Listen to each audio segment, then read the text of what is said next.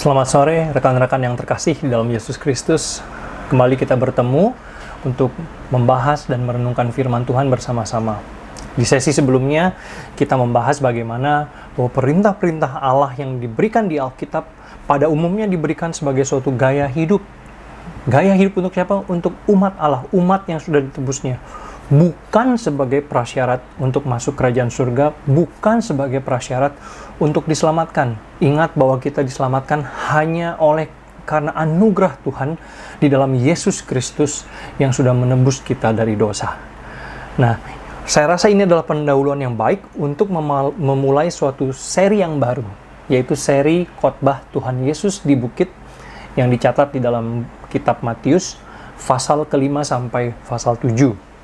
Nah, bagian pertama dari khotbah di bukit itu adalah mengenai ucapan bahagia. Ucapan bahagia atau yang disebut dengan Beatitudes bahasa Inggrisnya, yaitu di Matius pasal 5 ayat 1 sampai 12. Nah, hari ini kita akan memberikan suatu pendahuluan ke dalam ucapan bahagia Tuhan Yesus ini.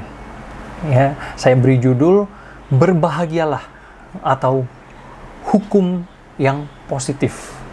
Saya bacakan untuk kita sekalian dari Matius pasal 5 ayat 1 sampai 12. Demikian firman Tuhan. Ketika Yesus melihat orang banyak itu, naiklah ia ke atas bukit, dan setelah ia duduk, datanglah murid-muridnya kepadanya. Maka Yesus pun mulai berbicara dan mengajar mereka, katanya, "Berbahagialah orang yang miskin di hadapan Allah, karena merekalah yang empunya kerajaan surga. Berbahagialah orang yang berduka cita, karena mereka akan dihibur. Berbahagialah orang yang lemah lembut, karena mereka akan memiliki bumi. Berbahagialah orang yang lapar dan haus akan kebenaran, karena mereka akan dipuaskan. Berbahagialah orang yang murah hatinya, karena mereka akan beroleh kemurahan. Berbahagialah orang yang suci hatinya, karena mereka akan melihat Allah. Berbahagialah orang yang membawa damai, karena mereka akan disebut anak-anak Allah. Berbahagialah orang yang dianiaya oleh sebab kebenaran, karena merekalah yang mempunyai kerajaan surga. Berbahagialah kamu, jika karena aku kamu dicela dan dianiaya, dan kepadamu difitnahkan segala yang jahat. Bersukacita dan bergembiralah, karena upahmu besar di surga. Sebab demikian juga telah dianiaya nabi-nabi yang sebelum kamu." Demikianlah firman Tuhan.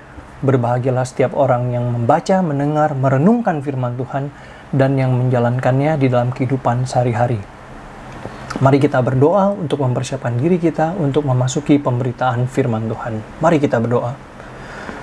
Bapa di surga, kami bersyukur sekali lagi atas firman-Mu ya Tuhan, firman-Mu yang memberi kami hidup. Dan kami bersyukur kalau kami diberi kesempatan sekali lagi untuk membaca, mendengar, dan merenungkan firman-Mu. Dan tolong kami di akhir dari semuanya ini supaya kami bukan hanya menjadi pendengar saja, masuk telinga kanan, keluar telinga kiri. Tetapi tolong kami menjadi pelaku firman, menjadi orang yang dengar-dengaran akan firman Tuhan. Yang setelah mendengar kemudian bergegas untuk mentaati, untuk menjalankan dalam kehidupan kami sehari-hari. Tolong setiap kami ya Tuhan, dan tolong khususnya hamba-Mu dalam segala keterbatasan dan kelemahannya. Kiranya Tuhan berbelas kasihan, menolong dan mengurapi dia untuk bisa memberitakan kebenaran firman-Mu dengan setia, dengan kuasa dari Engkau saja. Di dalam nama Tuhan Yesus kami berdoa dan bersyukur. Amin. Ya, rekan-rekan sekalian, bangsa Israel dan gunung atau bukit atau tempat yang tinggi punya hubungan dan punya latar belakang sejarah yang panjang dan sangat penting. Kenapa? Ada nabi besar yang menerima hukum Tuhan di atas gunung. Kita tahu, yaitu Nabi Musa. Nabi Musa menerima 10 hukum Tuhan, menerima hukum Taurat di atas gunung Sinai. Nah, dalam hal ini, penulis kitab Injil Matius dengan sengaja menulis bahwa Tuhan Yesus duduk di atas suatu bukit dan dia berkhotbah di situ.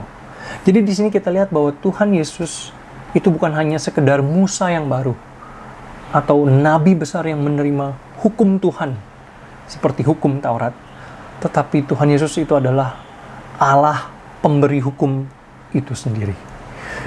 Dan ingat bahwa Tuhan Yesus datang bukan untuk menghapuskan hukum Taurat, tetapi untuk menggenapkannya. Ini di Matius 5 ayat 17. Hukum Taurat itu akan diperbarui oleh Tuhan Yesus pada waktu itu. Bukan karena hukum Taurat atau hukum Allah di Perjanjian Lama itu salah, tetapi untuk memperbarui cara pandang umat Tuhan, cara pandang manusia, dan juga sikap kita dalam menjalankan hukum Tuhan atau perintah-perintah Tuhan. Kalau kita lihat pada umumnya, hukum di dunia ini bersifat negatif atau berupa larangan. Ya, nggak boleh ini, nggak boleh itu, dilarang begini, dilarang begitu, jangan ini, jangan itu. Yang pada dasarnya hukum-hukum ini memberikan batasan-batasan yang tidak diperbolehkan, yang nggak boleh dilanggar. Kalau melanggar, ada hukuman. Nah, contohnya yang paling utama itu di dalam firman Tuhan itu adalah dalam 10 perintah Tuhan yang diberikan di kitab Keluaran dan juga di 5 kitab Musa. Di Perjanjian Lama, 2 dari 10 perintah tersebut bersifat positif, ya, perintah keempat dan perintah kelima. Jadi ingatlah dan kuduskanlah hari Sabat, diikuti dengan janji-janji Tuhan. Kemudian hormatilah ayahmu dan ibumu, kemudian diikuti dengan janji-janji Tuhan. Jadi ini adalah perintah atau hukum yang bersifat positif. Artinya kalau kita jalankan, maka kita akan diberkati oleh Tuhan. Tetapi sisanya, 8 dari 10 hukum Tuhan itu bersifat larangan, ya, bersifat negatif. Jangan ada padamu Allah lain di hadapanku. Jangan mencuri, jangan berzina, jangan membunuh, jangan mengucapkan saksi dusta, dan lain sebagainya. Nah, mengapa hukum-hukum ini pada umumnya bersifat negatif atau larangan? Saya rasa ini berkaitan erat dengan keadaan kita sebagai manusia berdosa.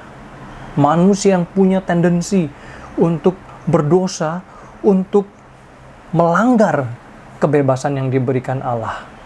Jadi kalau hukum diberikan oleh Allah semuanya bersifat positif, maka manusia yang berdosa, yang masih tinggal dalam dosa itu pasti akan memilih alternatif yang lain. Mengapa?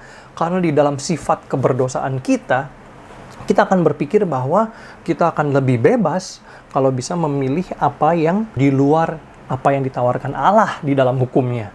Contohnya adalah bagi kita yang punya anak-anak, pasti kita terbiasa memberikan nasihat kepada anak-anak, ya. Misalnya, kalau anak-anak udah sore, udah waktunya mandi, kemudian akan makan malam, kita akan bilang, "Nak, kamu mandi ya.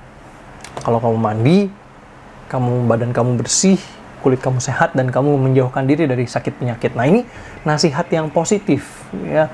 Kamu mandi supaya kamu sehat, supaya kamu bersih, dan menjauhkan diri dari sakit penyakit. Tapi apakah selalu kita didengar oleh anak-anak? Enggak, belum tentu. Malah mungkin sebagian besar akan bilang, "Oh ya, terima kasih ya, nanti dulu saya mau main." Atau, "Ya, terima kasih atas anjurannya ya, tapi nggak apa-apa deh, saya pilih main saja." Jadi diberikan satu alternatif yang baik, tapi kita melihat, ini kayaknya yang lebih enak lagi nih, bebas, main. Ya. Maka kita harus memberikan suatu ancaman hukuman. Oke, kamu harus mandi. Kalau kamu nggak mandi, kamu akan dihukum. Kalau kamu nggak mandi, kamu nggak boleh nonton. Kalau kamu nggak mandi, kamu nggak boleh makan, nggak boleh main, dan lain sebagainya. Ya. Jadi di dalam dosa kita akan berusaha untuk menggeser batas-batas yang diberikan Allah. Ya. Itu sebabnya ketika Tuhan Yesus datang ke dalam dunia, Anak Allah, firman Tuhan yang hidup ini, memberikan suatu pembaruan. Dan dia memulai khotbahnya bukan dengan suatu perintah berupa larangan, tetapi perintah yang bersifat positif. Berbahagialah. Ya. Apakah Tuhan Yesus nggak tahu? Apakah Tuhan Yesus lupa kalau manusia itu suka menggeser perintah-perintahnya dan menggunakan kebebasan kita untuk mencari kebahagiaan sendiri di luar hukum Tuhan, di luar perintah Tuhan? Enggak, Tuhan Yesus nggak lupa. Ya. Tapi ingat bahwa Tuhan Yesus memberikan hukumnya ini kepada suatu audiens, kepada suatu kelompok pendengar yang spesifik. Yaitu apa? Di Matius pasal 5 ayat pertama dikatakan, ketika Tuhan Yesus melihat orang banyak itu, naiklah ia ke atas bukit, dan setelah ia duduk, datanglah siapa? Murid-muridnya kepadanya. Jadi ingat bahwa Kristus memberikan perintah ini firman ini dalam konteks murid-muridnya, orang-orang pilihannya, umat yang ditebusnya. Jadi ucapan berbahagia ini diberikan kepada murid-murid Kristus, umat Allah yang sudah ditebus di dalam Yesus Kristus. Kenapa saya perlu menekankan ini? Karena barang siapa yang belum ditebus, barang siapa yang belum diperbarui, belum diselamatkan di dalam Kristus, dia tidak akan bisa menerima perintah Tuhan yang bersifat positif. Pasti kita akan berusaha menggeser batas-batasan. Kita akan berusaha melihat, ada alternatif yang lain. Kita lihat, baca firman Tuhan, berbahagialah mereka yang miskin di hadapan Allah. Apa salahnya kalau kaya? Ya, apa salahnya kalau saya kaya di hadapan Tuhan? Berbahagialah orang yang berduka cita, karena mereka akan dihibur. Tapi saya tetap mau senang-senang, foya-foya dalam dunia ini. Apa salahnya? Kita berusaha selalu menggeser batas-batasan yang diberikan oleh Allah. Itu sebabnya kebanyakan hukum itu sifatnya larangan, sifatnya negatif, supaya kita nggak melampaui batasan tersebut. Tetapi di dalam Tuhan Yesus ada suatu pembaruan. Dalam 2 Korintus pasal 5 ayat 17 dikatakan apa? Jadi, siapa yang ada di dalam Kristus, ia adalah ciptaan baru. Yang lama sudah berlalu dan sesungguhnya yang baru sudah datang. Kenapa umat Tuhan itu disebut sebagai ciptaan yang baru? Karena kita punya cara pandang, punya sikap yang berbeda dalam menjalankan perintah Tuhan atau hukum Tuhan. Kita nggak melihat itu hanya sebagai batasan-batasan yang kita bisa geser semaunya sendiri. Tetapi kita melihatnya, firman Tuhan, hukum Tuhan itu bersifat positif. Artinya apa? Kalau saya mengerjakannya, kalau saya mentaatinya, saya tahu saya akan hidup bahagia. Saya akan hidup diberkati Allah. Itu sebabnya saya mau menjalankannya. Entah itu saya bisa diberkati sekarang, atau segera, atau nanti. Ya, tapi saya mau menjalankannya. Dan ingat, di sesi sebelumnya saya katakan bahwa perintah Tuhan di firman Tuhan itu pada umumnya diberikan bukan sebagai prasyarat masuk kerajaan surga, prasyarat diselamatkan, tetapi itu adalah gaya hidup umat Tuhan, gaya hidup di dalam kerajaan surga. Kita diselamatkan, kita masuk kerajaan surga hanya karena anugerah pemberian Allah semata-mata, dan kita menerimanya melalui iman. Lalu untuk apa Tuhan Yesus memberikan hukum yang baru atau hukum yang diperbaharui? Karena Tuhan Yesus mau mengajarkan kepada kita, ini adalah suatu gaya hidup manusia, umat yang sudah ditebus oleh Allah di dalam Yesus Kristus. Barang siapa yang sudah ditebus, dia adalah ciptaan baru. Maka gaya hidupnya nggak bisa mengikuti gaya hidup yang lama, tetapi mengikuti cara hidup atau gaya hidup yang baru, yaitu gaya hidup kerajaan surga yang sudah dimampukan oleh Roh Kudus, oleh Allah sendiri untuk mengikuti hukum Allah yang diberikan secara positif. Ya. Jadi hukum yang positif itu bersifat apa? Bersifat janji, yaitu kalau kita taat maka kita akan berbahagia, kalau kita taat kita akan hidup diberkati, disertai oleh Allah. Itu sebabnya sekali lagi khotbah Kristus di bukit dimulai dengan ucapan bahagia, berbahagialah. Dan ingat bahwa Tuhan tidak ingkar janji. Secara sementara mungkin kita merasa kalau kita hidup berusaha mentaati firman Tuhan itu lebih sulit, lebih berat, lebih susah daripada kita mencari kebebasan sendiri, mencari kebahagiaan sendiri di dalam dunia ini. Dan iblis akan selalu menggoda kita, mencobai kita. Iya, mengikut Allah itu memang susah, mengikut Allah itu memang berat. Makanya kamu ikut saya, maka hidup kamu akan lebih mudah, hidup kamu lebih nyaman, lebih nikmat di dunia ini, sekarang juga. Tapi ingat bahwa Tuhan tidak pernah ingkar janji. Tuhan adalah gembala kita yang baik. Di kitab Yohanes pasal 10, Tuhan Yesus membandingkan dia sebagai gembala yang baik dengan iblis dan juga penguasa-penguasa dunia ini sebagai pencuri. Yohanes pasal 10 ayat 10 berkata, pencuri datang hanya untuk mencuri dan membunuh dan membinasakan.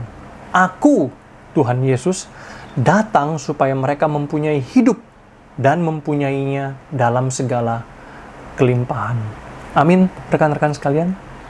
Ini adalah janji Tuhan. Ya. Tuhan bertanya kepada kita, menantang kita. Anda mau hidup bahagia? Iya, kebanyakan kita akan menjawab, iya, saya mau hidup bahagia. Tetapi apa definisi kita tentang bahagia? Apa artinya bahagia? Apakah bahagia itu artinya hidup gampang, hidup enak, nyaman, bebas, semaunya sendiri dalam dunia ini?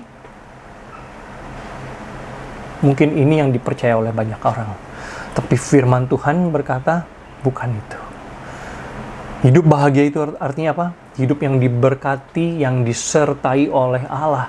Hidup yang bertanggung jawab di hadapan Allah sebagai manusia yang sudah ditebusnya. Manusia yang sudah diselamatkan. Orang yang sudah diselamatkan Tuhan, orang yang adalah bagian dari umat yang ditebus, umat kerajaan sorga, akan berusaha taat kepada perintah Tuhan. Kenapa? Karena ini adalah gaya hidup umat Tuhan yang sesungguhnya. Ini adalah gaya hidup yang membawa kita kepada kebahagiaan yang sejati dan yang kekal. Dan Allah menjanjikan kebahagiaan itu bukan kebahagiaan yang sementara. Allah menjanjikan kebahagiaan itu bukan hanya kebahagiaan yang hanya bisa kita nikmati kalau kita kaya, ya, kalau kita berkuasa, kalau kita populer, kalau kita tampan, cantik, atau pintar, atau dan lain sebagainya. Tapi Allah menjanjikan kepada kita kebahagiaan dari sekarang sampai selama-lamanya. Dari sekarang bahkan sampai kita sudah mati. Wahyu pasal 14 ayat 13 berkata apa? Berbahagialah orang-orang mati yang mati dalam Tuhan. Menarik, saudara-saudara. Bagaimana orang mati bisa bahagia? Di dunia ini kita hidup, kita diajarkan bahwa kita itu bisa bahagia kalau kita hidup nggak mati, nggak sakit-sakitan, hidup sehat, hidup kaya berkelimpahan, hidup nyaman, hidup nikmat. Tapi firman Tuhan berkata enggak. Berbahagialah bahkan orang-orang yang mati di dalam Tuhan. Maukah saudara-saudara menerima kebahagiaan sejati ini? Maukah saudara-saudara menerima janji Tuhan yang diberikan dalam anugerah yang diberikannya melalui Yesus Kristus? Terimalah janji dan berkat Tuhan di dalam Yesus Kristus dengan beriman kepadanya, beriman kepada Yesus Kristus, dan mentaati perintah-perintahnya.